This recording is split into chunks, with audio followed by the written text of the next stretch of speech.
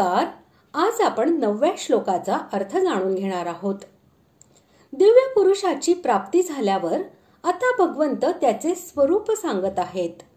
श्लोक 9. कविं पुराण मनुषासितार मनोरणीयां समनुस्मरेद्यः सर्वस्य धातारमचिन्त्य रूपमादित्यवर्णं तमसः परस्तात्. श्लोकाचा अर्थ, जो पुरुष सर्वज्ञ, अनादि, सर्वांचा नियामक, सूक्ष्माहूनही अतिसूक्ष्म, सर्वांचे धारण पोषण करणारा, अतर्क्य स्वरूप, सूर्याप्रमाणे नेहमी चेतन प्रकाश रूप आणि अविद्येच्या अत्यंत पलीकडील अशा शुद्ध सच्चिदानंद घन परमेश्वराचे स्मरण करतो. परमदिव्य पुरुषाच्या स्वरूपाचे महत्व प्रतिपादन करीत भगवंत म्हणतात की तो परमात्मा नेहमी सर्व काही जाणत असतो. भूत, वर्तमान आणि भविष्य यांच्यापैकी स्थूल, सूक्ष्म आणि कारण अशा जगातील अशी कोणतीही प्रत्यक्ष किंवा अप्रत्यक्ष गोष्ट नाही की जी तो यथार्थपणे जाणत नाही. म्हणून तो सर्वज्ञ म्हणजे कविम होय. तो सर्वांचा आदी होय. त्याच्या पूर्वी कोणी नव्हते, कोणी झाले नाही आणि त्याचे कोणतेही कारण नाही. तोच सर्वांचे कारण आणि सर्वांपेक्षा पुरातन आहे. म्हणून तो सनातन म्हणजे पुराणम होय. तो सर्वांचा स्वामी आहे, सर्वशक्तिमान आहे आणि सर्वांतर्यामी आहे. तो सर्वांचा नियंत्रण करता आहे आणि तो सर्वांचा शुभाशुभ कर्मफलांचा यथायोग्य विभाग करतो. म्हणून तो सर्वांचा नियंता म्हणजे अनुशासितारम होय. इतका सर्वशक्तिमान असूनही तो अत्यंत सूक्ष्म आहे. जितकी सूक्ष्मातिसूक्ष्म तत्वे आहेत त्या सर्वांपेक्षा तो अधिक सूक्ष्म आहे. तो सर्वांमध्ये नेहमी व्याप्त असतो.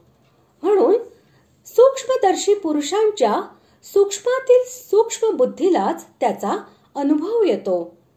म्हणून तो सूक्ष्मतम म्हणजे अणोरणीयांसम होय. इतका सूक्ष्म असूनही संपूर्ण विश्व ब्रह्मांडाचा आधार तोच आहे.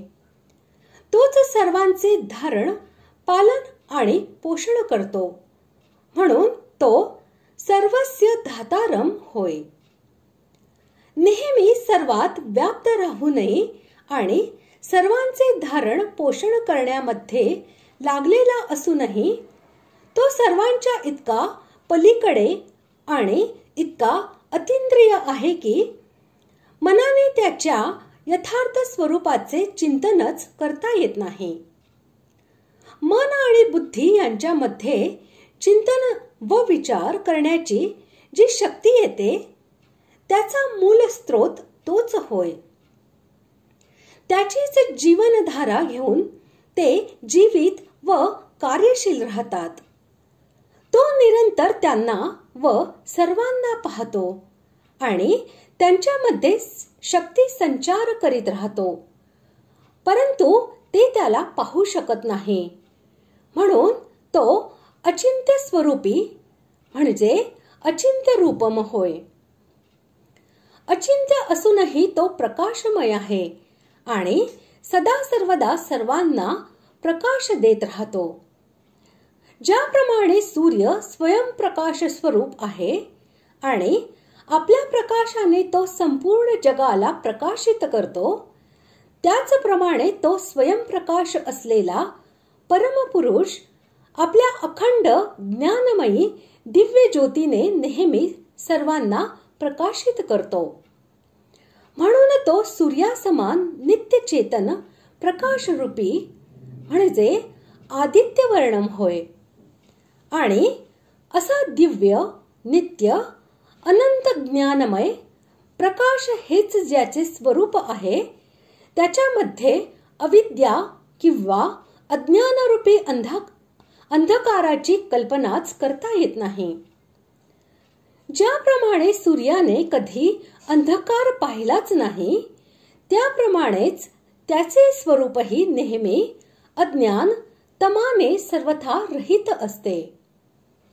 ज्याप्रमाणे घोर रात्रीच्या अंधकाराला सूर्याचा नुसता पूर्वाभास नष्ट करून टाकतो, त्याप्रमाणे विषयी पुरुषाचे अज्ञानही त्याच्या विज्ञानमय प्रकाशाची उज्ज्वल किरणे येताच नष्ट होऊन जाते. म्हणून तो अविद्येहून फार पलीकडचा म्हणजे तमसः परस्तात होय. माणसाने अशा शुद्ध सच्चिदानंद घन परमेश्वराचे नेहमी स्मरण करावे.